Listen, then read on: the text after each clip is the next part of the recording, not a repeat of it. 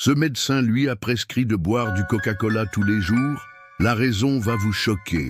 Le médecin posa son stylo, leva les yeux vers son patient et dit calmement « À partir d'aujourd'hui, vous allez boire un verre de Coca-Cola tous les jours. » Dans la pièce, un silence étrange s'installa. L'homme crut à une blague, mais le regard du médecin ne tremblait pas. Ce n'était pas une plaisanterie.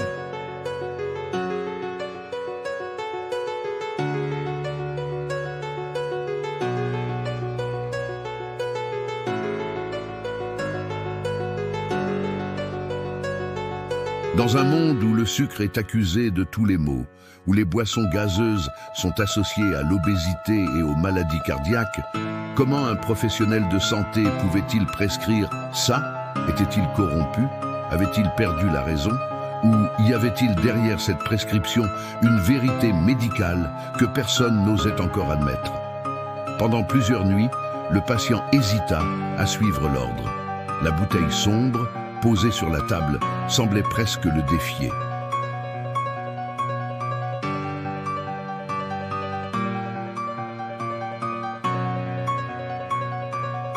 Et puis, un matin, il but la première gorgée. Le goût sucré et pétillant lui brûla la gorge, mais aussi déclencha quelque chose d'inattendu dans son corps. Quelque chose qu'il n'était pas prêt à comprendre. Ce qui suivit fut un mélange de soulagement et de peur. Son estomac, rongé depuis des mois par une douleur mystérieuse, sembla soudain se calmer.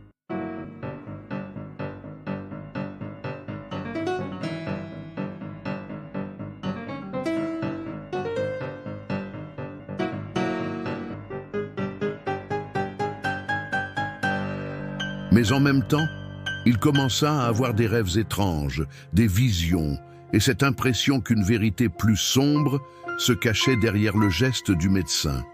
Car bientôt, il découvrit que cette prescription n'était pas un traitement standard, mais une méthode secrète utilisée seulement dans des cas extrêmes, presque toujours dissimulés aux yeux du public, et que, dans certains cas, le remède pouvait être pire que la maladie.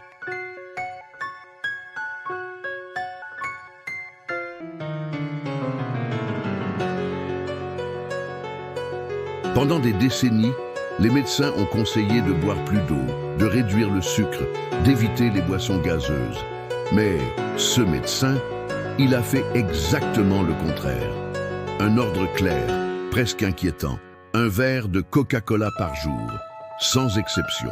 Au début, cela ressemble à une absurdité, à un caprice médical impossible à justifier.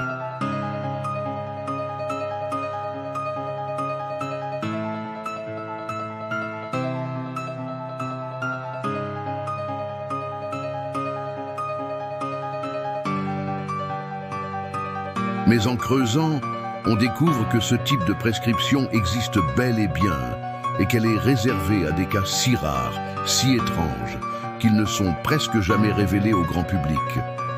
Pourquoi?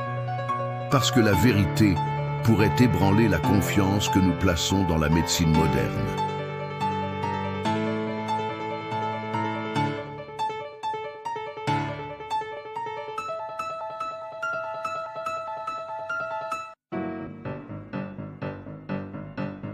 Ce que vous allez entendre aujourd'hui est l'histoire complète, du premier verre à la dernière gorgée, et comment cette boisson sucrée, détestée par les nutritionnistes, est devenue, pour un homme, une question de vie ou de mort. Et croyez-moi, la raison va vous choquer. Avant de commencer, assurez-vous de vous abonner à cette chaîne pour ne manquer aucune de nos histoires médicales les plus étranges et incroyables.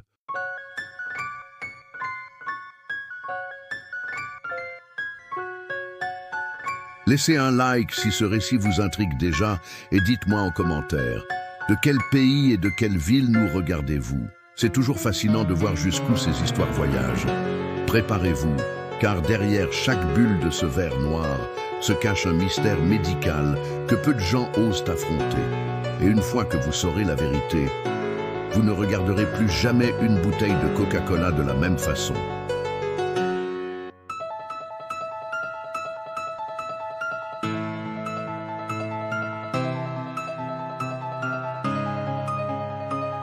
Chapitre 1. La première consultation.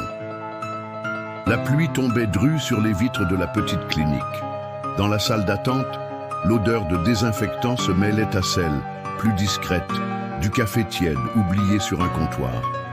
Julien, 42 ans, serrait un dossier médical contre lui. Son visage était pâle, ses traits tirés par des nuits, sans sommeil. Depuis des mois, une douleur sourde lui rongeait l'estomac. Aucun traitement n'avait fonctionné.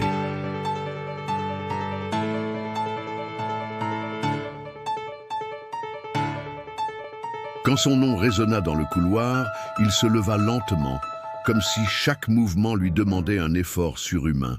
Le docteur Morel l'attendait derrière une porte blanche, impeccablement vêtu, son stéthoscope autour du cou. Ses yeux d'un bleu glacial fixaient Julien avec une intensité presque dérangeante. « Asseyez-vous », dit-il d'une voix calme mais ferme. Julien obéit, posant son dossier sur le bureau. Le médecin feuilleta les examens, fronça les sourcils, puis leva les yeux.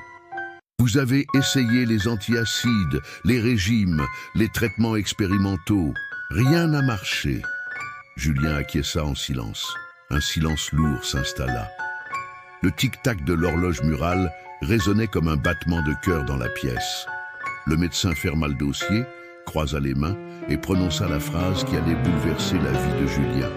« À partir d'aujourd'hui, vous allez boire un verre de Coca-Cola chaque jour. » Julien cligna des yeux, incrédule.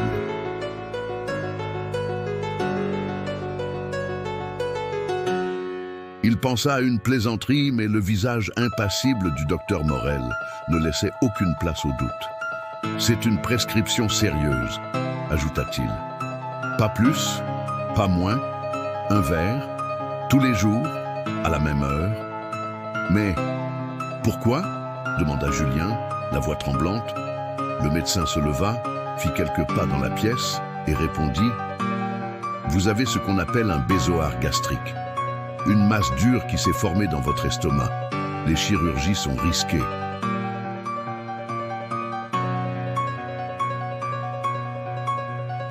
Le Coca-Cola, dans certains cas, peut le dissoudre, mais ce traitement n'est pas sans danger. Les mots résonnèrent dans la tête de Julien. Une boisson sucrée et pétillante comme médicament, c'était à la fois absurde et fascinant. Pourtant, le ton du médecin ne laissait pas place à la discussion. « Si vous refusez, il faudra envisager une opération ouverte », conclut-il. Julien prit l'ordonnance d'une main hésitante.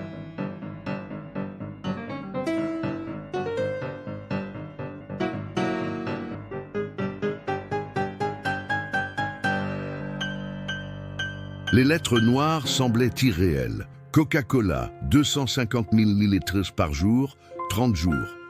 En sortant du cabinet, il avait l'impression que tous les regards se posaient sur lui, comme s'il portait un secret trop lourd. Sur le chemin du retour, la pluie s'était transformée en brouillard. Chaque pas le rapprochait de ce choix étrange, presque ridicule.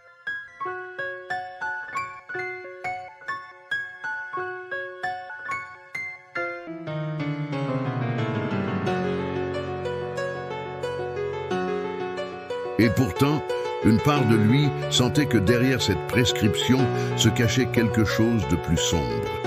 Peut-être quelque chose que le médecin ne lui avait pas dit. Ce soir-là, il posa la première bouteille sur la table de sa cuisine. Le verre vide à côté. Il resta assis pendant de longues minutes, observant les bulles à travers le plastique translucide. Puis, lentement, il ouvrit le bouchon et le traitement commença. Chapitre 2. Les premières gorgées. Le premier contact fut brutal. Le liquide noir et pétillant glissa sur sa langue, agressa sa gorge, puis descendit jusqu'à son estomac comme une vague brûlante. Julien n'avait pas bu de soda depuis des années. Le sucre explosa dans sa bouche, le gaz lui monta au nez et une chaleur étrange se répandit dans son ventre. Au début, il ne sentit rien d'inhabituel. Peut-être un léger soulagement, une impression de fraîcheur.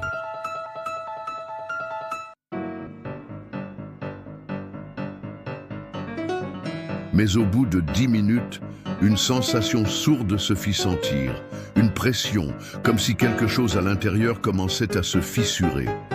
Julien posa sa main sur son abdomen et attendit. Les heures passèrent, et avec elles, une série de symptômes inattendus, des éructations incessantes, un goût métallique dans la bouche, et surtout, une fatigue écrasante, comme si toute son énergie avait été aspirée. Pourtant, la douleur gastrique semblait moins intense. La nuit tomba, et avec elle vinrent les premiers rêves. Julien se retrouva dans un couloir d'hôpital sombre, éclairé seulement par une lumière rouge pulsante. Au bout du couloir, une silhouette se tenait immobile. Un homme en blouse blanche, tenant un verre de Coca-Cola. Il ne bougeait pas, mais ses yeux brillaient d'un éclat inhumain. Julien se réveilla en sursaut, le cœur battant à tout rompre. Sa gorge était sèche. Il avait la bouche pâteuse, comme s'il avait bu du sable.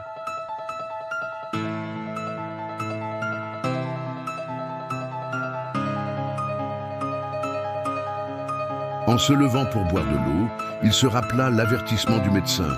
Un seul verre par jour, pas plus, pas moins. Le deuxième jour, il répéta le rituel. Cette fois, il observa attentivement chaque bulle remonter à la surface. Il eut l'impression que le liquide l'observait aussi, qu'il y avait dans ce noir brillant quelque chose de presque vivant. Vers la fin de la première semaine, les changements étaient clairs.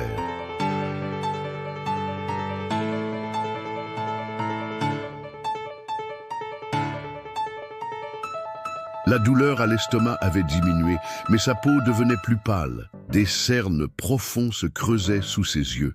Et surtout, il commençait à avoir des moments de flottement, des absences, comme s'il perdait la notion du temps. Une nuit, il se réveilla debout dans sa cuisine, une bouteille de coca à la main, le bouchon déjà ouvert. Il ne se souvenait pas s'être levé. La boisson tremblait légèrement, comme animée par une vibration interne. Il tenta d'en parler au docteur Morel lors de la deuxième consultation, mais le médecin resta impassible. « Continuez », ordonna-t-il. « Ce sont des effets secondaires normaux, mais ses yeux bleus, cette fois, semblaient plus froids encore, comme s'il cachait quelque chose qu'il ne voulait pas dire. » Julien sortit du cabinet avec la certitude que ce traitement n'était pas seulement médical.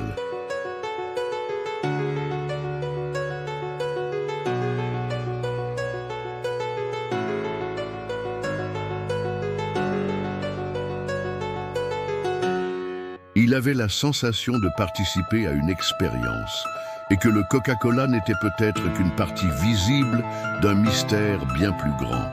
Chapitre 3. Les autres patients.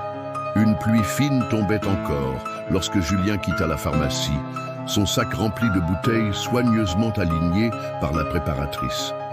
En sortant, il remarqua un vieil homme assis sur un banc, fixant intensément les bouteilles à travers le plastique.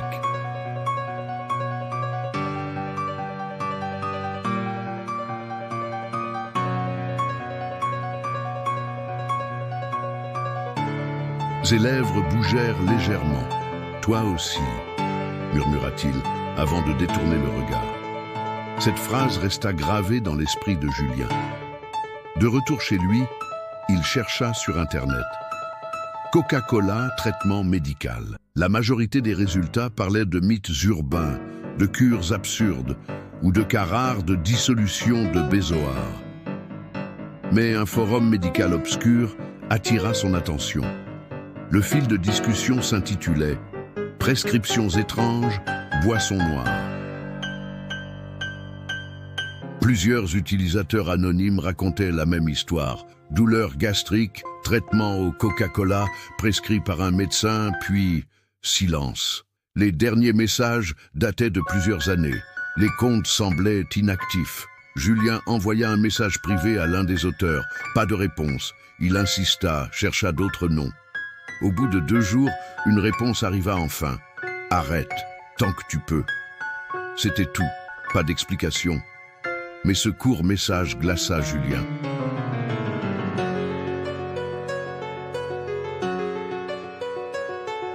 Intrigué, Il retourna à la clinique plus tôt que prévu. Dans le couloir, il entendit deux infirmières discuter à voix basse. « Tu as vu le dossier de Lefebvre ?» Disparu, comme les autres. Elles se turent immédiatement en apercevant Julien. Lors de la consultation, il tenta d'obtenir des réponses. « Docteur, il y a d'autres patients qui suivent ce traitement ?» Morel resta immobile, puis répondit lentement « Ce n'est pas à vous de poser cette question. »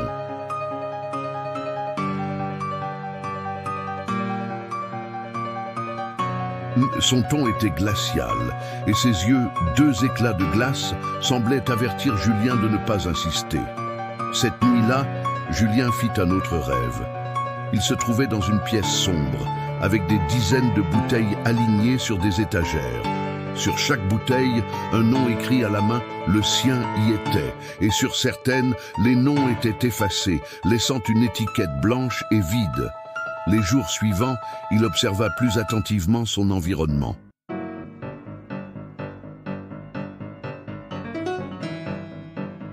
Un homme à l'allure malade quittait la clinique avec un sac identique au sien. Une femme d'une quarantaine d'années buvait un verre de Coca-Cola sur un banc, le regard vide, comme en transe. Julien comprit alors qu'il faisait partie d'un groupe invisible, lié par une prescription étrange et un destin incertain. Plus il avançait dans ce traitement, plus il se sentait piégé, comme si chaque gorgée le rapprochait d'un point de non-retour.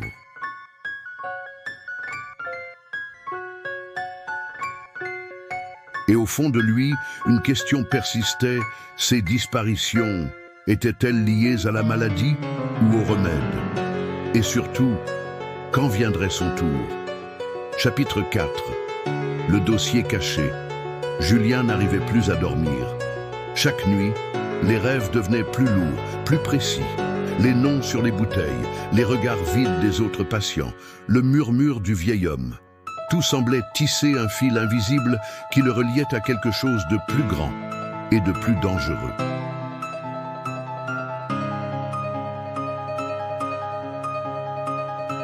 Un matin, il prit une décision.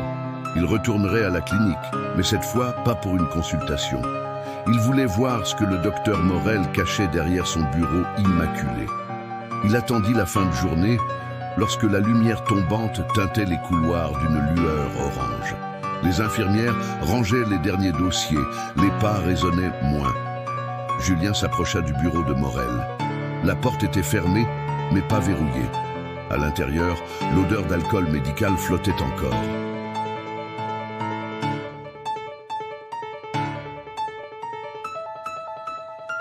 Sur le bureau, une pile de papier, des ordonnances et un tiroir entrouvert. Il tira doucement. À l'intérieur, un dossier rouge marqué en lettres noires. Programme C17. Ses mains tremblaient lorsqu'il l'ouvrit. Des listes de noms, des dates, des schémas du système digestif et surtout une série de photos avant-après de radiographie montrant des masses gastriques et leur disparition après le traitement. Mais certaines pages portaient un tampon rouge, DCS. Julien feuilletait vite, son cœur battant dans ses tempes. Certains noms lui étaient familiers. Il avait croisé ses patients dans la salle d'attente. Leur date de décès était proche de la fin du traitement. Un bruit dans le couloir le fit sursauter.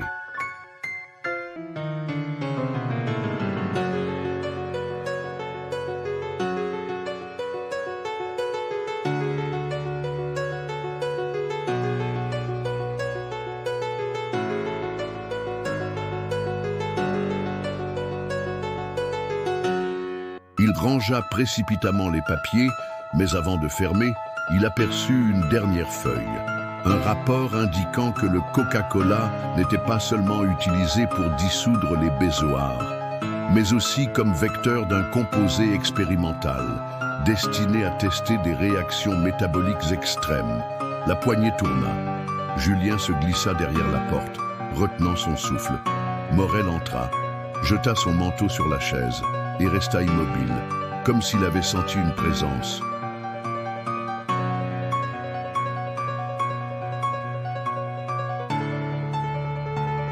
Julien réussit à s'éclipser discrètement, mais il savait que le médecin avait perçu quelque chose. Dehors, l'air froid le frappa au visage. Dans sa main, il serrait un petit morceau de papier qu'il avait arraché du dossier. Un numéro de série et une adresse manuscrite. Il ne savait pas encore ce qu'elle signifiait, mais c'était un début. Ce soir-là, en observant sa bouteille de coca sur la table, Julien comprit qu'il ne buvait plus seulement un médicament.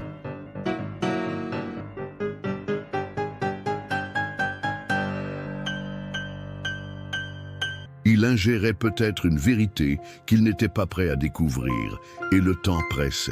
Chapitre 5. La survivante. L'adresse griffonnée sur le papier le mena à la périphérie de la ville, dans un quartier oublié, où les lampadaires clignotaient comme des veilleuses mourantes. La pluie avait cessé, mais l'air restait lourd, saturé d'humidité.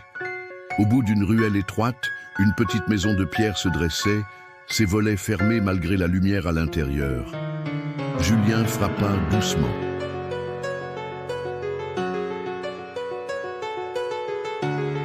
Aucun bruit. Il allait repartir quand la porte s'ouvrit légèrement, laissant apparaître un visage creusé, aux yeux cernés mais brillants d'une méfiance aiguë.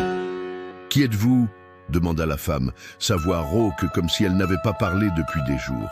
Julien hésita puis répondit « Je suis un patient du docteur Morel. » Le regard de la femme se durcit, mais elle le fit entrer.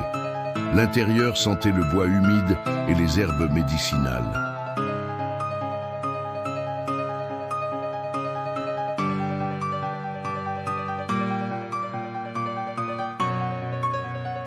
Des piles de journaux recouvraient une table basse, tous ouverts sur des articles parlant d'expériences médicales controversées. La femme s'assit face à lui.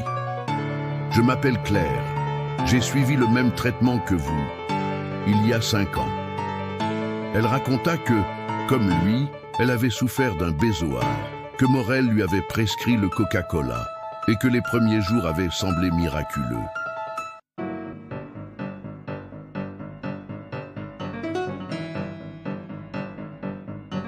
Mais rapidement, des effets secondaires étranges étaient apparus. Perte de mémoire, hallucinations, une soif irrépressible pour la boisson noire. « J'ai compris trop tard que ce n'était pas juste du Coca-Cola », dit-elle en sortant un vieux flacon d'un tiroir. L'étiquette, délavée, portait un numéro identique à celui du papier de Julien. Il y avait un additif, une substance qu'il testait sur nous. Certains corps ne la supportaient pas. Les autres changeaient. Julien sentit un frisson glacial lui parcourir l'échine. Claire expliqua qu'elle n'avait survécu qu'en arrêtant brutalement le traitement et en disparaissant. « Il n'aime pas qu'on parle. Tu dois te méfier, surtout si tu commences à voir des choses qui ne sont pas là. » Avant qu'il ne parte, elle lui tendit un carnet. « Ce sont mes notes, les symptômes, les dates, les autres patients que j'ai pu identifier. Certains sont morts en moins de 2 semaines. »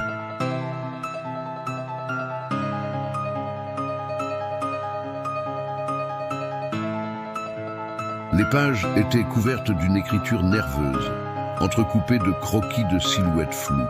Sur le pas de la porte, Claire le fixa longuement. « Si tu veux t'en sortir, Julien, tu dois comprendre que ce traitement n'a jamais été fait pour te guérir. » Puis elle referma, le laissant seul dans la ruelle, le carnet serré contre lui. En rentrant chez lui, Julien sentit que quelque chose avait changé. Ce n'était plus seulement une question de santé.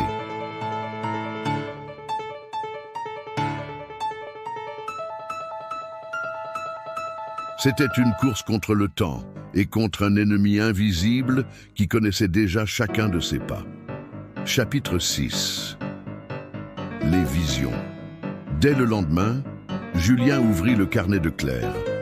Les premières pages décrivaient minutieusement les symptômes. Maux de tête, changement de température corporelle, rêves lucides. Mais plus il avançait, plus les notes devenaient confuses, comme si l'auteur avait écrit dans un état de transe. Les croquis représentaient des silhouettes humanoïdes, au visage déformé, avec des yeux entièrement noirs. Sous chaque dessin, Claire avait écrit « Observé pendant la nuit, après ingestion ». Julien sentit un frisson lui parcourir le dos. Ce soir-là, il but son verre de Coca-Cola plus lentement que d'habitude, guettant la moindre réaction. Au bout de quelques minutes, une sensation froide envahit sa colonne vertébrale, puis une chaleur intense monta jusqu'à sa nuque. Sa vision se troubla. Les murs de sa cuisine semblèrent se déformer. L'ombre du réfrigérateur s'allongea, se tordit et prit forme humaine. Julien cligna des yeux, mais la silhouette restait là, immobile, comme si elle l'observait. Ses yeux, d'un noir liquide, reflétaient les bulles du Coca-Cola encore dans son verre. Quand il tenta de parler, aucun son ne sortit de sa bouche. La silhouette se pencha lentement, posa une main sombre sur la table, puis disparut en un clignement.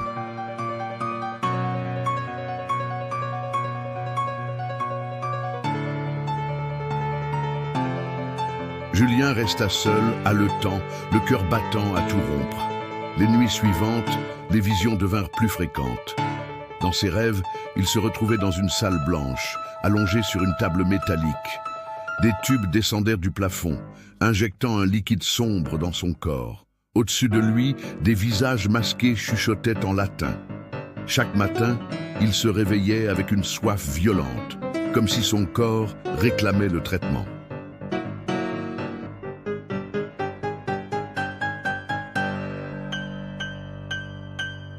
Il essayait de résister, mais au bout de quelques heures, ses mains tremblaient, sa peau devenait moite, jusqu'à ce qu'il cède et boive à nouveau. En relisant le carnet, il remarqua une page arrachée. Les marges portaient encore des traces d'encre, un nom et une adresse partielle. Julien comprit que c'était peut-être un autre survivant ou un témoin. Mais plus il avançait dans la lecture, plus une phrase revenait. Le remède ouvre la porte.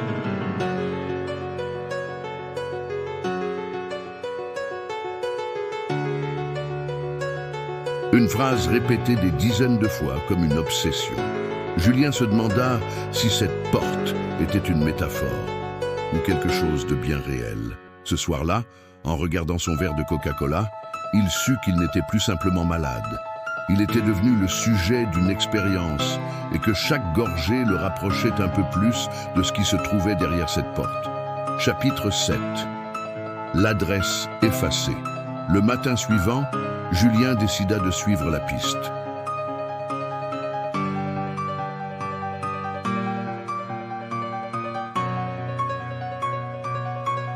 Le carnet de Claire contenait un nom partiellement lisible. R. Lemaire. Et une adresse incomplète, griffonnée à la hâte. Après plusieurs recherches, il identifia une petite commune à 2 heures de route. Le trajet se fit sous un ciel gris, presque métallique. La route sinueuse traversait des forêts silencieuses, où les arbres semblaient s'incliner comme pour chuchoter entre eux.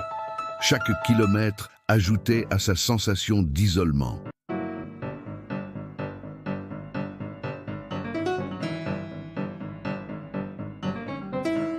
Arrivé dans le village, il demanda timidement à un commerçant s'il connaissait un certain Lemaire. L'homme hésita, son regard se durcissant.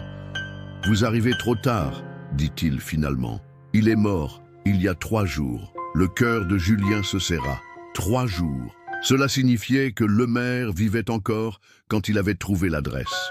Quelque chose, ou quelqu'un, l'avait devancé. Il se rendit jusqu'à la maison de Lemaire, une bâtisse basse au volet clos.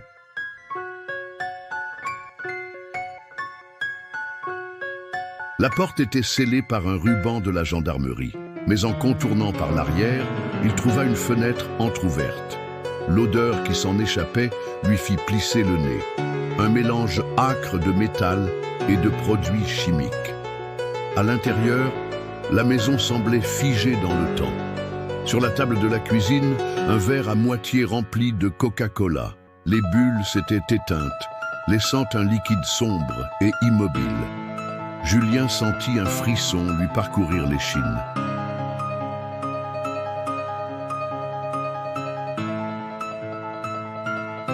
Dans le salon, il trouva une pile de papiers, des ordonnances identiques aux siennes et un carnet similaire à celui de Claire. Les dernières pages étaient couvertes de dessins confus, portes noires, silhouettes floues et une série de chiffres répétés encore et encore. Un bruit sec retentit à l'étage. Julien leva les yeux, le cœur battant. Les marches craquèrent, comme sous le poids de pas lents et mesurés. Mais lorsqu'il monta, il ne trouva personne.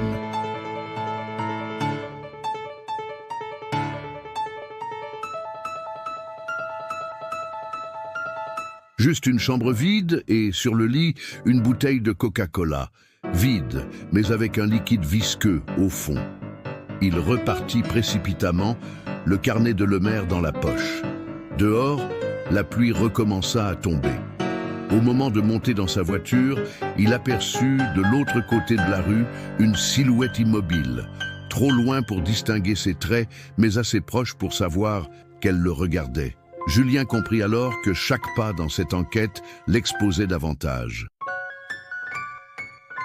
Et si Lemaire était mort, ce n'était peut-être pas un hasard.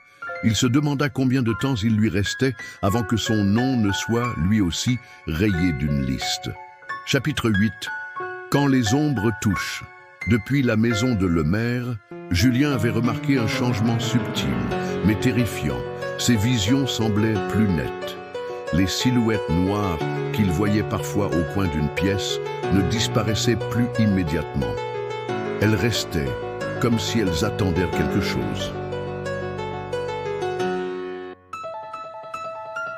Un soir, alors qu'il se servait son verre de Coca-Cola, il sentit une main froide se poser sur son épaule. Il se retourna brusquement. Personne. Mais sur la peau, il resta une marque. 5 empreintes fines, légèrement enfoncées, comme si on l'avait réellement agrippé. Julien tenta de se convaincre qu'il s'agissait d'un simple spasme musculaire ou d'un accident. Mais le lendemain, en se réveillant, il trouva des traces humides sur le sol de sa chambre.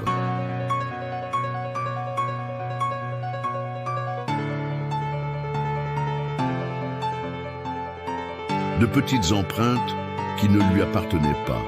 Les jours suivants, les phénomènes se multiplièrent. Des objets changèrent de place. La télévision s'allumait seule, affichant des images brouillées, mais toujours avec la même tonalité rouge sombre. Et chaque fois, il avait la sensation qu'une présence se tenait juste derrière lui. Poussé par un mélange de peur et de curiosité, il décida de filmer ses nuits avec son téléphone.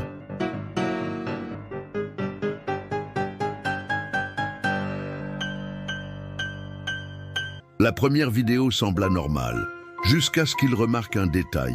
À 3h17, une ombre se penchait sur lui pendant qu'il dormait, puis disparaissait, laissant derrière elle une petite goutte sombre sur l'oreiller.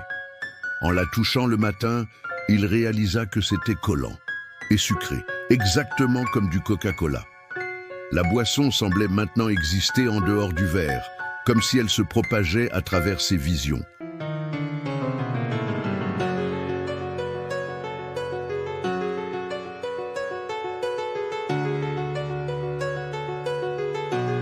Julien relut alors le carnet de Lemaire et trouva une phrase soulignée 3 fois. « Quand elles te touchent, elles te prennent ».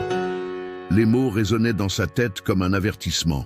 Ce soir-là, il hésita à boire, mais la soif était insupportable. Chaque fibre de son corps réclamait la boisson. À la première gorgée, la pièce s'assombrit et les murs semblèrent se reculer, laissant place à un espace infini, rempli de silhouettes immobiles.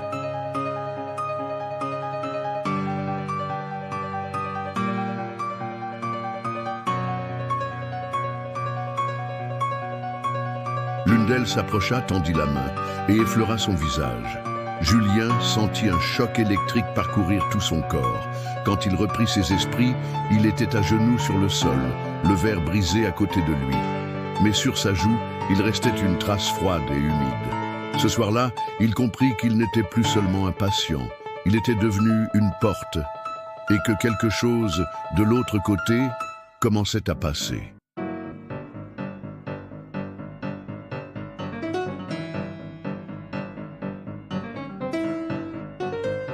Chapitre 9. La dépendance. Le lendemain matin, Julien prit une décision radicale. Il ne boirait plus une seule goutte de Coca-Cola. La simple pensée de ce liquide sombre et pétillant lui donnait la nausée. Il vida toutes les bouteilles dans l'évier, observant le liquide disparaître dans le siphon comme s'il s'échappait vers un autre monde. Les premières heures furent supportables, un mal de tête léger, une sensation de vide dans l'estomac. Mais très vite, la soif devint insupportable.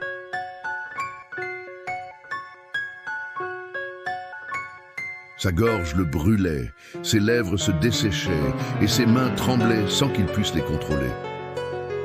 Au bout de 24 heures, les visions revinrent, plus violentes que jamais.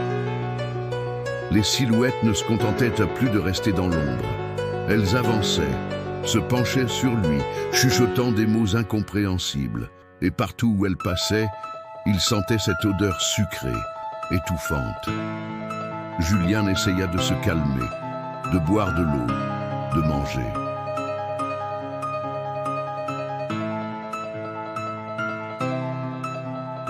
Mais rien ne calmait cette faim étrange, cette obsession pour une boisson qu'il avait juré de ne plus toucher.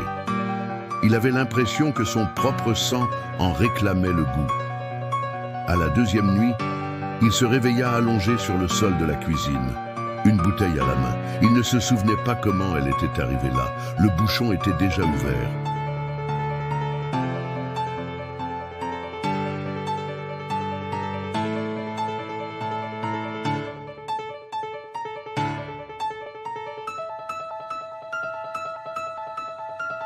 Il la jeta contre le mur, le liquide éclaboussant le carrelage. Mais quelques gouttes atterrirent sur ses lèvres, et il sentit un frisson de soulagement. Il comprit alors que ce n'était plus seulement une dépendance psychologique. Son corps, ses organes, peut-être même ses cellules réclamaient la substance.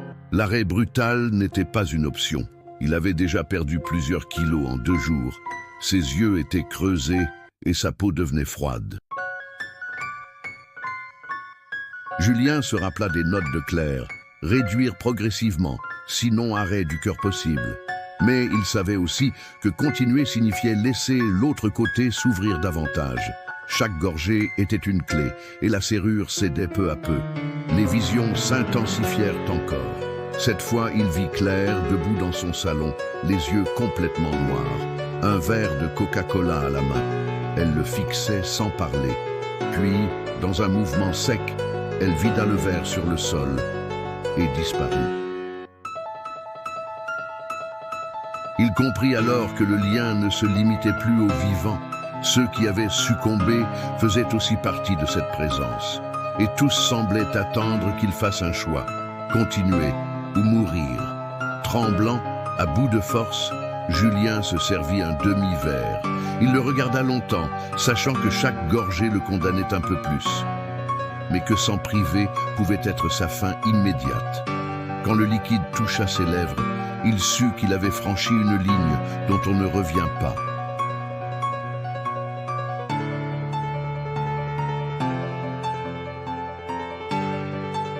Chapitre 10. La porte. Julien ne savait plus combien de jours avaient passé. Les rideaux restaient fermés. La lumière extérieure n'entrait plus. Son appartement avait pris une odeur sucrée, presque écœurante, comme si chaque mur exhalait l'arôme du Coca-Cola. Ses mains étaient glacées, mais son corps brûlait de l'intérieur. Chaque gorgée qu'il prenait maintenant déclenchait une vision immédiate. Un couloir infini, éclairé par une lueur rouge sombre, avec au bout une porte noire. La première fois qu'il l'avait vue, elle semblait lointaine, mais à chaque verre, elle se rapprochait. Et ce soir-là, alors qu'il avalait les dernières gouttes de sa bouteille, il la vit juste devant lui, massive, couverte de symboles gravés. Une voix, ou peut-être plusieurs, résonna derrière. Un murmure étouffé, comme un millier d'insectes frappant contre une vitre. Julien tendit la main. Le métal était froid, mais palpitait comme une peau vivante.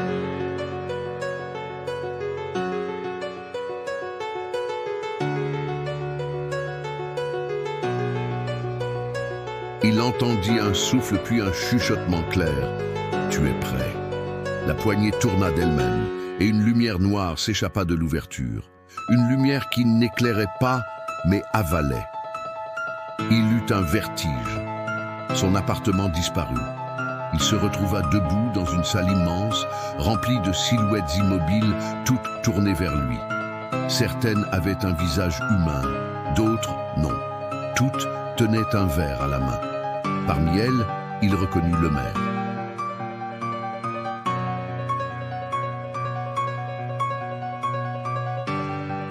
Ses yeux étaient deux puits sombres. À côté, Claire, le regard vide, leva son verre et murmura quelque chose que Julien ne comprit pas. Les silhouettes avancèrent d'un pas, synchronisées. Au centre de la salle, un trône noir se dressait. Assis dessus, le docteur Morel. Mais son visage semblait différent, étiré, presque inhumain. « Bienvenue », dit-il, sa voix résonnant comme un écho métallique. « Tu as franchi la porte. Maintenant, tu es des nôtres. » Les silhouettes levèrent leurs verres. Julien sentit un liquide froid couler dans sa gorge sans qu'il ait bougé. Le goût était familier, sucré, pétillant. Il comprit que ce n'était plus du Coca-Cola. C'était autre chose, quelque chose qui le changeait, de l'intérieur. Avant que tout ne devienne noir, il eut une dernière pensée. La porte n'avait jamais été une métaphore. Elle existait, et il l'avait ouverte. Julien n'a jamais été revu. Officiellement, son appartement fut trouvé vide, sans trace de lutte. Mais sur la table de la cuisine, la police découvrit un verre à moitié rempli d'un liquide noir et pétillant. Aucune empreinte, aucun ADN. Juste l'odeur sucrée qui persistait dans l'air, comme une présence invisible. Certains habitants du quartier jurent avoir aperçu, certaines nuits, une silhouette à la fenêtre de l'appartement abandonné, toujours immobile, tenant un verre dans la main.